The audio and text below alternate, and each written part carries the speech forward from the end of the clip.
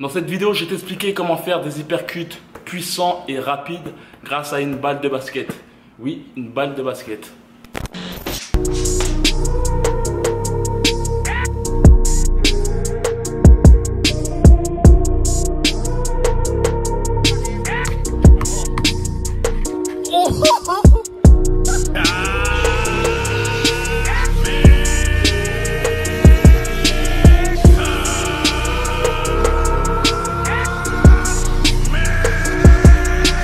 Salut à toi, c'est Chinois. Aujourd'hui, petite vidéo où je vais t'expliquer comment utiliser une balle de basket ou n'importe quelle balle pour faire des hypercuts parfaitement cadrés. Ce genre de méthode est un peu similaire à la balle de tennis que tu peux voir. De multiples boxeurs utilisent ce genre d'exercice, la balle de tennis que tu peux voir en faisant du shadowboxing. Ce genre de méthode te permet en fait de bien être coordonné avec tes appuis et avec la balle que tu fais rebondir. Ça te permet aussi de faire de bons pivots. C'est la même chose. En fait, c'est on va dire la coordination de la totalité de ton corps, car le fait d'avoir tes deux mains liées à cette balle t'oblige à effectuer le bon mouvement. Néanmoins, avant de commencer cette vidéo, n'hésite pas à t'abonner à la chaîne Ricard. N'oublie pas aussi d'aller dans la description. Il y a un lien qui te permettra d'avoir du contenu exclusif dans ta newsletter. Aussi, si tu souhaites être coaché ou autre, n'hésite pas à aller dans la description. Tu pourras trouver un lien pour me contacter.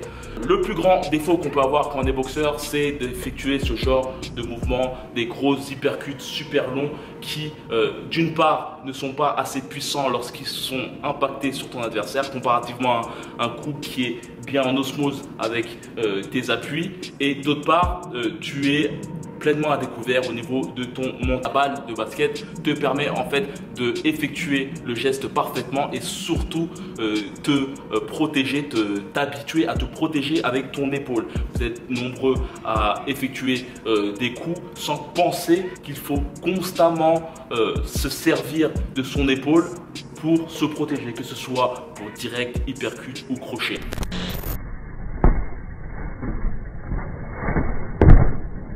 Et comme tu peux le voir avec la balle de basket, c'est la même pour les crochets. Tu peux le voir, là je suis parfaitement protégé au niveau de mes épaules. Tu vois, là c'est un crochet. Et j'utilise parfaitement tout mon corps. Ce n'est pas simplement les bras que j'utilise, mais c'est tout mon corps. Comme j'ai pu dire dans d'autres vidéos, le boxeur d'excellence utilise que 20% voire 16% de l'énergie de ses bras. Tout le reste, c'est les appuis et les hanches. Donc quand tu me vois effectuer ce geste, c'est vraiment la totalité de mon corps que j'utilise. Donc pour le premier exercice, il suffit simplement de ne pas oublier de mettre ta main au niveau de ton menton, car c'est ça que tu protèges. Et comme tu peux le voir, là je suis en garde. Le but c'est de te focaliser sur un hypercut.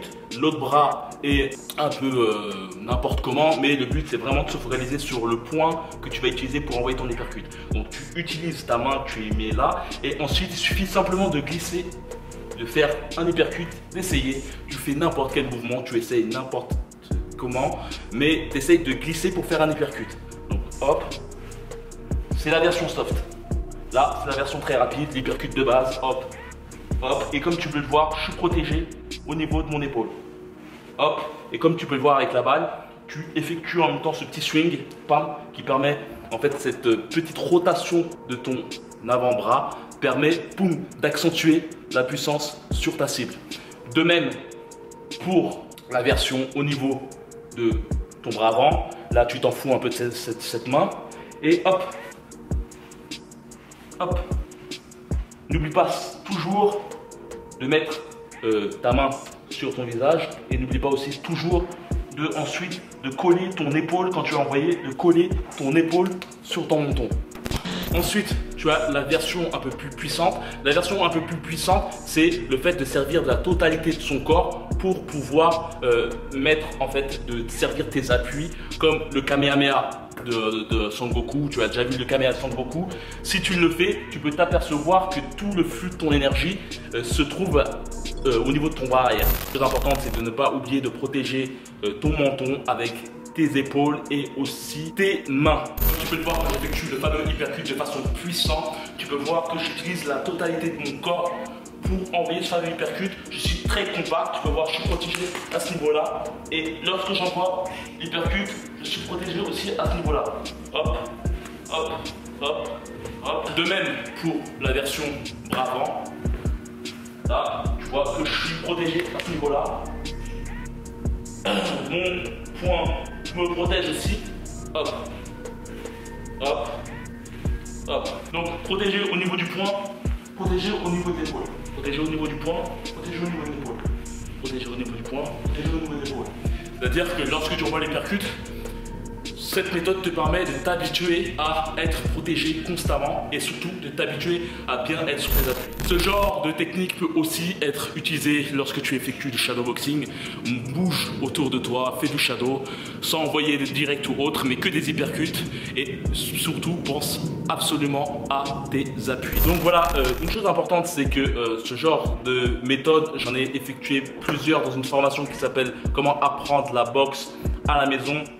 Cette formation, je l'ai fait il y a un petit moment pour les personnes qui n'ont pas le temps d'aller dans une salle de boxe, pour les personnes qui aussi ont peut-être un entraîneur qui n'a pas le temps de se focaliser sur eux. J'ai beaucoup d'élèves qui sont dans ce cas-là. Et en fait, le but de cette formation avait pour but de donner tonnes d'astuces pour te cadrer chez toi ou ailleurs, même dans la salle de boxe, grâce à de multiples objets autour de toi. Une sorte de méthode mémotechnique pour te permettre ensuite d'être plus efficace et surtout plus précis à l'envoi de tes coups.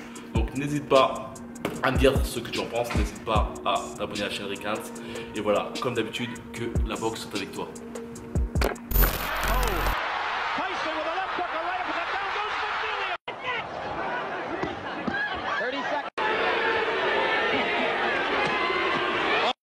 Mike Tyson takes 2 steps forward. Let's go with a couple of lefts. Now a right, a left. He's got him down.